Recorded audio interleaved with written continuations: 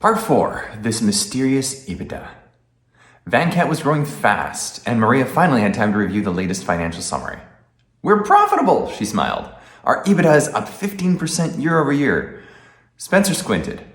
"I always hear people talk about EBITDA like it's the holy grail. What exactly is it?" "Good question," said their accountant, who had just walked in with coffee and a spreadsheet. "Let's start with what EBITDA stands for. Earnings before interest, taxes, depreciation, and amortization. But don't look for it in the accounting standards. You won't find an official definition. It's more of a financial convention than a regulated metric." The accountant continued, "At its core, EBITDA tries to show the underlying profitability of your business before the impact of financing decisions like interest, government regulations like taxes, and non-cash accounting charges like depreciation.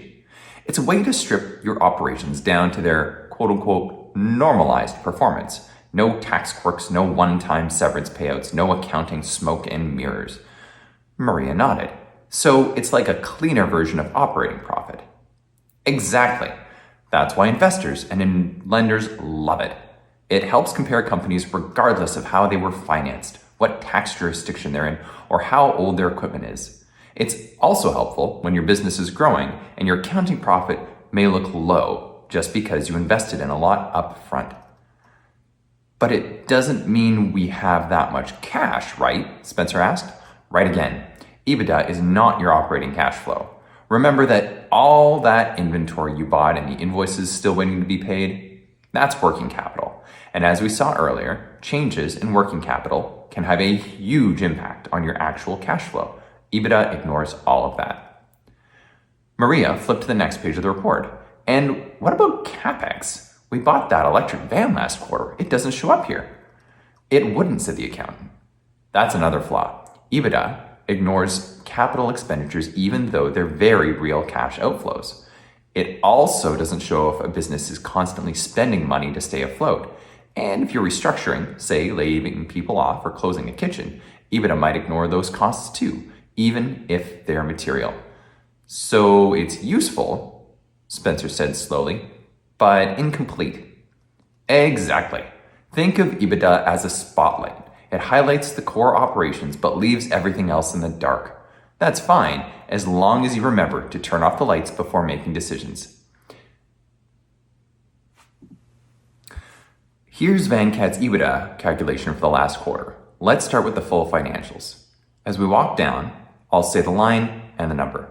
Our revenue was $150,000. Our cost of goods sold, $62,500. The net of those is your gross profit, which is $87,500.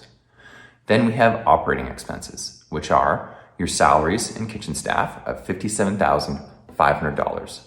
Then we have severance and non-recurring, which is $15,000, the full amount upfront, not scaled over time.